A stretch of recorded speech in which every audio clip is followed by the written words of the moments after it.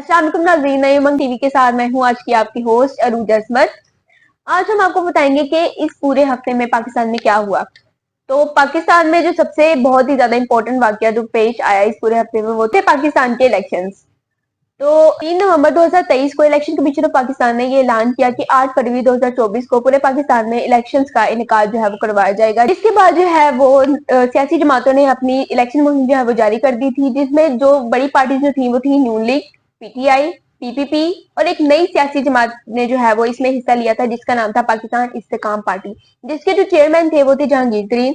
इन तमाम पार्टीज ने जो है वो अपने इलेक्शन मुहिम जो है वो स्टार्ट कर ली, जो है इलेक्शन के लिए जो अपना मंशूर जो है वो लोगों को पेश किया। आज हम इस बारे में देखेंगे कि पाकिस्तान में इन इलेक्शंस में जो है वो क्या क्या वाकया जो है वो पेश है, ठीक है, इलेक्शंस के दौरान क्या हुआ और इलेक्शन के बाद क्या हुआ। इस बात को डिस्कस करने के लिए आज हमारे साथ नई उमंग टीवी के 2 तज्जियाकार जो है वो मौजूद हैं। आइए हम उनसे बात करेंगे और देखेंगे कि पाकिस्तान की फिलहाल की सूरत हाल जो है वो क्या है। जी नाज़रीन, दोस्तों हमारे साथ स्टूडियो में मौजूद है हमारे 2 तज्जियाकार।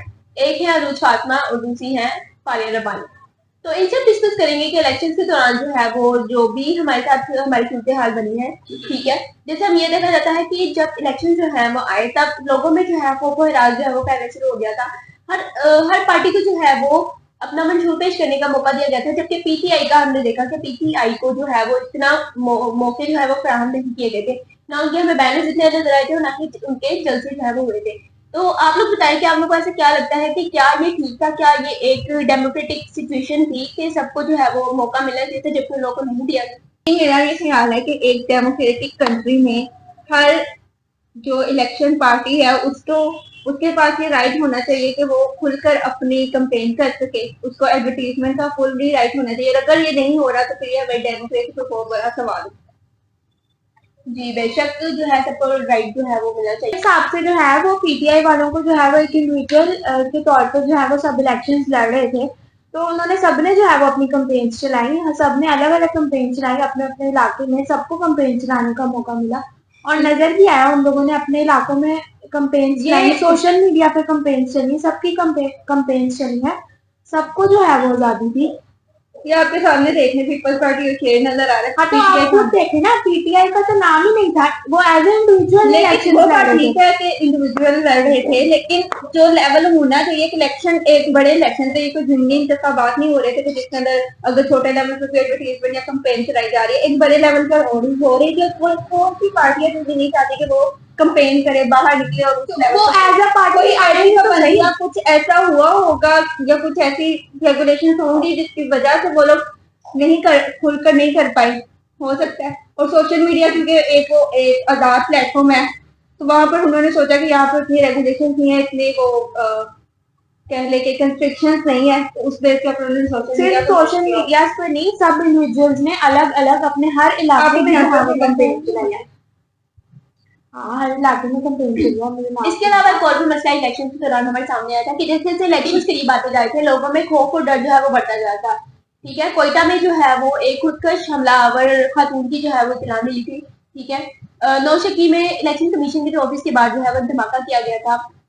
इस्लामाबाद में 22 नवंबर को जो है वो थ्रेट अलर्ट जो है, सॉरी 22 जनवरी को थ्रेट अलर्ट जो है वो जारी किए गए थे, जिसकी बुनियाद पर डिफरेंट यूनिवर्सिटीज जो थी बड़ी बड़ी उनको बंद कर दिया गया था। तो आपको क्या लगता है कि इलेक्शंस की ही बुनियाद पे था या मतलब इसके पीछे कोई और वजह आपको नजर आती है? देखिए, हम अगर अपनी पाकिस्तान की हिस्ट्री में देखते हैं कि तो जब भी इलेक्शन आए हैं उससे पहले हमें इस तरह की सूरत हाल से हमेशा सामना करना पड़ा है, और इलेक्शन के दौरान भी इसी सूरत हाल को अवॉइड करने के लिए मोबाइल सर्विसेज भी बंद कर दी जाती है, ताकि कोई ऐसे दहशतगर्दी या नासिर जो है दहशतगर्द के नासिर है वो कुछ इस तरह का हमला ना कर सके, ठीक है।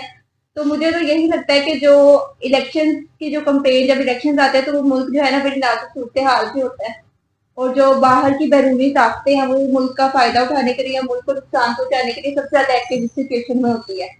तो हमारी जो कौमी सलामती के जो कमेटीज हैं और जो अदारे हैं उनको चाहिए कि वो इस तरह के एक्शन इलेक्शन से पहले लें कि इस तरह के हादसा ना हो, क्योंकि अगर इस तरह के हादसा होंगे तो लोगों में बहुत ही खौफ हरास पैदा होगा और लोग वोट देने के लिए निकलने से पहले भी डरेंगे और सोचेंगे कि हम जाएं या ना जाएं। तो इस लिहाज से मैं अपने कौमी इदारतों को जो सिक्योरिटी का जिनका फर्ज है कि हमारे मुल्क को हिफाजत करे, उनसे मैं अपील करूंगी कि इस तरह की सिचुएशन को पहले से बिफोर हैंड हैंडल किया जाए। अनुशासन इसमें मैं आपके पॉइंट ऑफ व्यू जानना चाहूंगी कि जब भी ऐसे कोई वाकयात होते हैं, दहशतगर्दी के वाकयात होते हैं, तो उसमें हमारे जो तालीमी इदारे हैं उनको टारगेट किया जाता है। जैसे 16 दिसंबर का जो वाकया हुआ था, उसमें भी हमारे स्कूल को जो है वो टारगेट किया गया था। और अब ये जो 22 जनवरी को इस्लामाबाद में थ्रेट अलर्ट जो जारी किया गया था, वो भी हमारी यूनिवर्सिटीज को जो है वो टारगेट किया गया था। हमारे जो स्टूडेंट्स थे उनमें खौफ और राज फैलाने की ज्यादातर कोशिश की गई थी। तो इसमें जो है वो आपके क्या पॉइंट ऑफ व्यू है, आपको क्या लगता है कि ऐसे क्यों है? मेरे लिहाज से अगर हम अपनी यूथ के अंदर जो है ना, अगर हम डर खौफ पैदा करते हैं ना, तो हमारी कौम के अंदर डर खौफ पैदा होता है। जैसे अगर हम स्कूलों के ऊपर जो है वो हमले करते हैं, तो उस बच्चों के पेरेंट्स के अंदर जो है वो खौफ और खराश जो है वो पैदा होता है, और जो डर जो होता है कि वो हम बाहर कैसे निकले।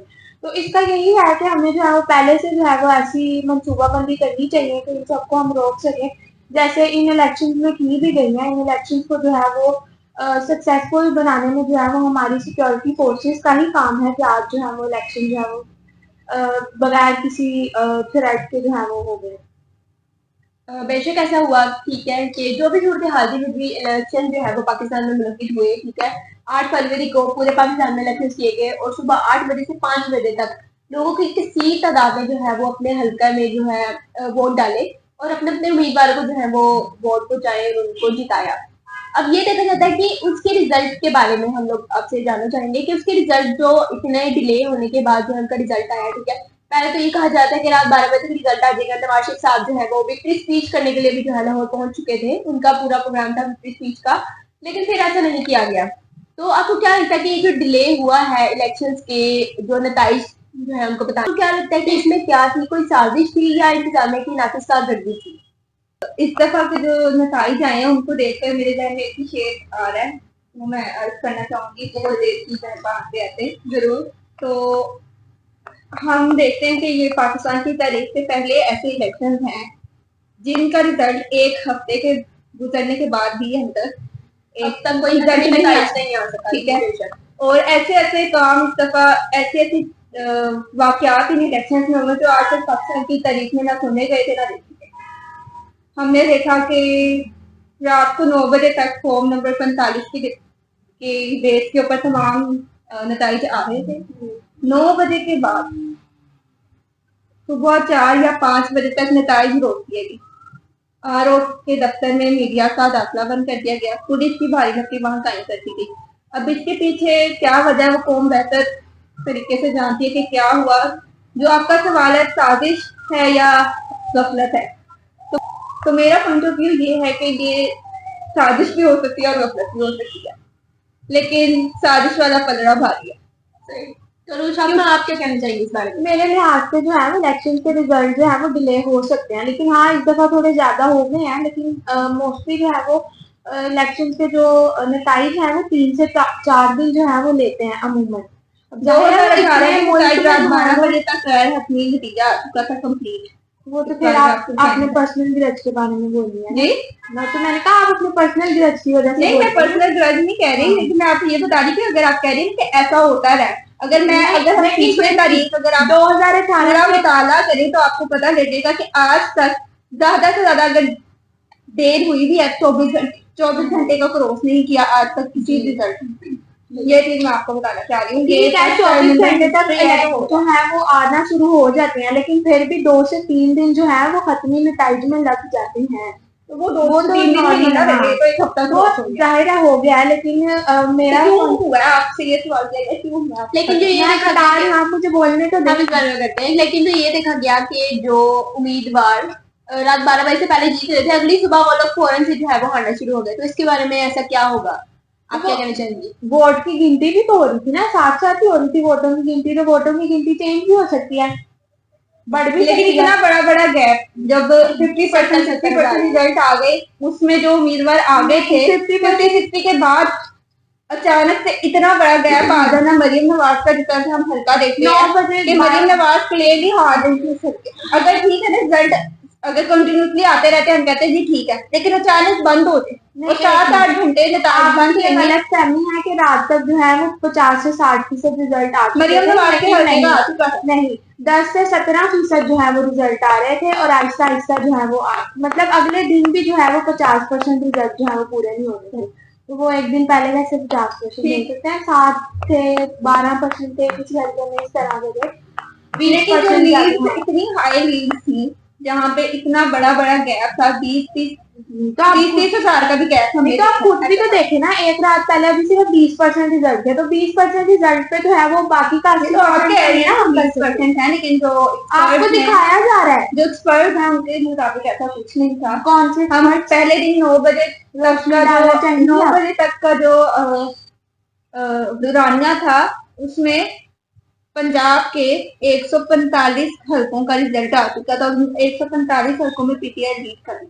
145 हलकों का रिजल्ट आया था, लेकिन वो 50% से भी कम रिजल्ट था। If you want to say it like this also. चले ऐसा कर लेते हैं कि फिर इसके बाद हमें ये देखने में आया कि सिंध में जो है वो पीपीपी की जो है अक्सरियत थी वो जीत रही थी। ठीक है, मतलब वहाँ पे एक क्लियर जो था हमें रिजल्ट देखने को मिला था, सिंध में जो है वो पीपीपी की हुकूमत बन रही है। केपी में जो है कल सुनना में हमें आजाद उम्मीदवार जो पीटीआई के थे उनकी जो है हुकूमत बनती नजर आई थी, लेकिन गैरबाजी आ रही। लेकिन इसके बाद जो हमारे पास कौमी असम्बली के जो नतीजे जो हतमी नतीजे जो हमने सुने हैं वो ये थे कि 97 सीट जो थी वो आजाद उम्मीदवार ने जीती थी। जो नून लीग थे उसके 72 थे। पीपीपी ने जो है वो 53 सीट जीती थी और जो उसके बाद एमपीएम थी उसने जो है 15 नशिस्तें जो है वो अपनी सिक्योर कर ली थी। इसके बाद क्या हुआ कि जी जरदारी साहब जो है वो लाहौर के दौरे पर आए, शबाशी साहब से उनकी मुलाकात हुई और आहिस्ता आहिस्ता क्या हुआ कि हमारे आजाद उम्मीदवार जो है वो उड़ान भरना शुरू करते गए। ठीक है, तकरीबन 20 जो आजाद उम्मीदवार थे उन्होंने अपनी जो है पार्टी चेंज करके नून लीग में शमूलियत हासिल कर। तो आपको क्या लगता है कि जो जरदारी साहब जो है उनका लाहौर का दौरा था वो किसी मंसूबे के लिए था, क्या वो इसीलिए था कि वो किसी उम्मीदवार को जो अपनी पार्टी में शामिल करा सके? देखिए जी, जरदारी साहब अगर आधी रात को लाहौर आएंगे तो ऐसे घूमने थोड़ी ना आएंगे, किसी मकसद के तहत